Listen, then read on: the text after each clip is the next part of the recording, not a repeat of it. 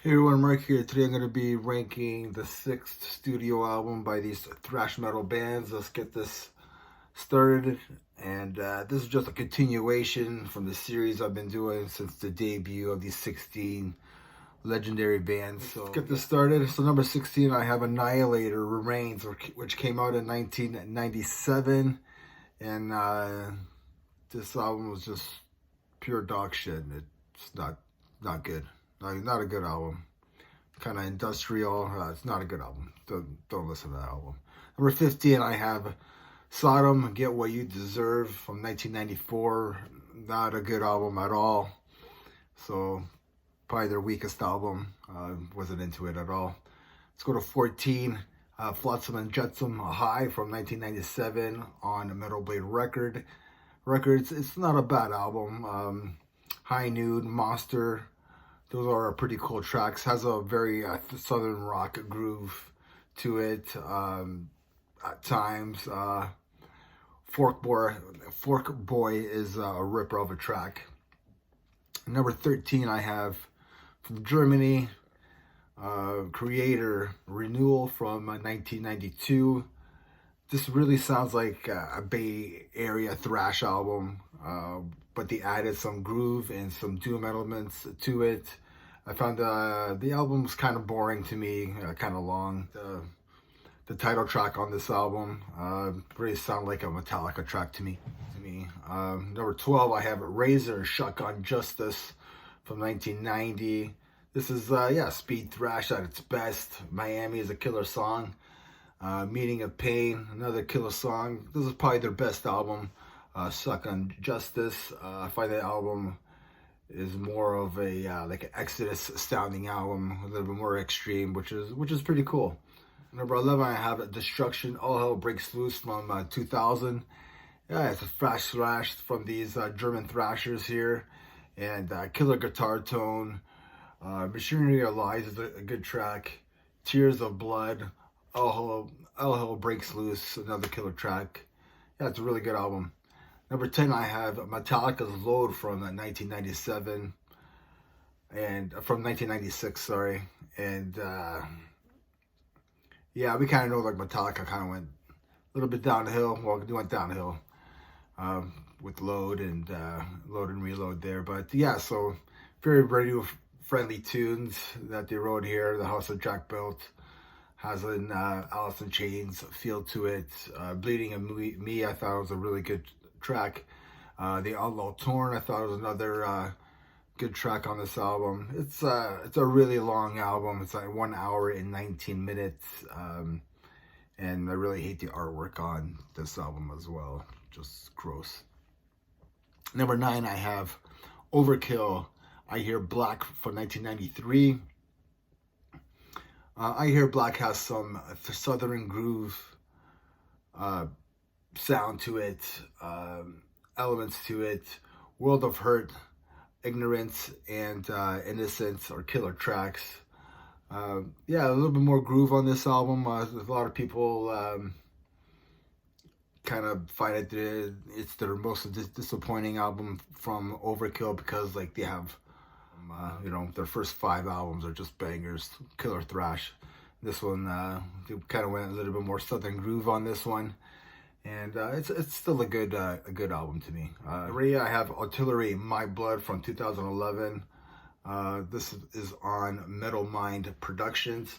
I really dug the Egyptian sounds and elements that they added to these songs on here.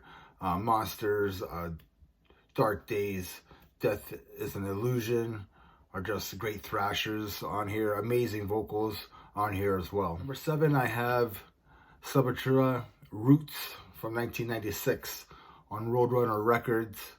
This is the last album with Max Cavalera. There's some experimental parts on this album with the tribes and some different sounds here and there. They also have some guest vocals on here like Mike Patton and the Korn singer Jonathan Davis. This is actually the first Suburbia album that I ever bought. Roots Bloody Roots has got me into this band and got me into this album. Yeah, the opening track, awesome. Roots, Burly Blue Roots. Attitude, Straight Hate.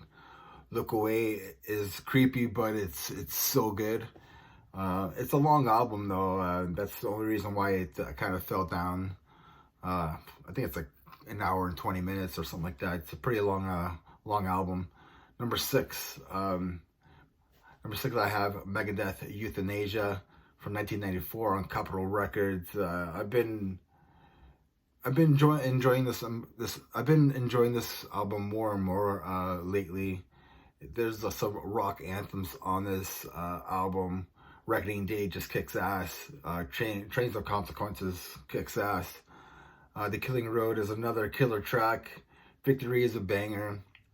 Very well written songs. The artwork is killer. One of my favorite artworks. Yeah, I always loved it for some reason. Ever since I seen it in stores and just eye-catching, I was like, are you allowed to have this? Like, I didn't, surprised I never got banned or anything, but yeah, so number six, I have Megadeth, Euthanasia. Number five, I have Testament Low from 1994. Chuck Billy showcases his vocal range on this in different styles on this album, adding some death metal, his highs and lows, and his thrash style fry vocals. There's more groove on this album. They also have James Murphy and John Tapenta, who plays drums, James Murphy on guitar, which is pretty cool. Low is a killer track. Hail Mary, PC are just killer tracks on this album. You gotta love it. Four, I have Anthrax, Sound of White Noise from 1993. And this is the debut of John Bush for Anthrax on here, and John Bush kicks ass. It's hard rock, it's thrash, there's groove on here. I just love this album. Only Room for One More. I could listen to this. When I listen to this album, it reminds me of like me being at home doing my homework, playing air drums or air guitar or whatever. And yeah, it just brings me back to that time in the 90s. Visible, another killer track. Black Lodge is another killer track on this album as well. Number three, I have Exodus, Temple of the Damned from 2004 on Nuclear Blast. Yeah, this is just a banger of an album. Zettro's on here. Scar Spangled Banger. War is My Shepherd. Forward March, Blacklist is just awesome. Zetro would leave after this album, but he would return in 2014 for Blood In, Blood Out. Also, Kurt Hammett from Metallica is credited for a song on here as well. A bit long, but this album just kicks ass. It's just an awesome album. Number two, I have Slayer, Divine Intervention from 1994. To me, this is like the last great thrash metal album. You got Paul Bostaph on drums on here. This album kicks ass. I think it's a masterpiece. Killing Field, Ditto Head, 213, the title track. Amazing album. But there's only one album that I ranked higher than this one. I thought this was going to be my number one. And the number one album I have ranked for the 6 studio albums from these bands is Death Angel, Relentless Retribution from 2010 on Nuclear Blast. This was produced by Jason Sukoff. Great balance of thrash and groove with some rock feel to these songs. The title track is killer. Truce is killer. In the Arms of Righteous Anger, killer. River of Rapture, killer. Death of the Meek, killer. Opposite at Sides, an example of classic rock influence song. It's killer. I even love the killer acoustic of Atlantic. Yeah, it's an acoustic song done right. The vocals on there are just amazing. To me, I think this song's a masterpiece. If you haven't listened to this album, listen to it. It's fantastic. It's my favorite Death Angel song. Honestly, it's probably one of my favorite metal albums of all time. So there you have it. 16 to number 1. Yeah, so number 3 I have Exodus, Temple of the Damned. Number 2 I have Slayer, Divine Intervention. And number 1 I have Death Angel, Relentless Retribution. And remember everybody, metal never dies. Cheers.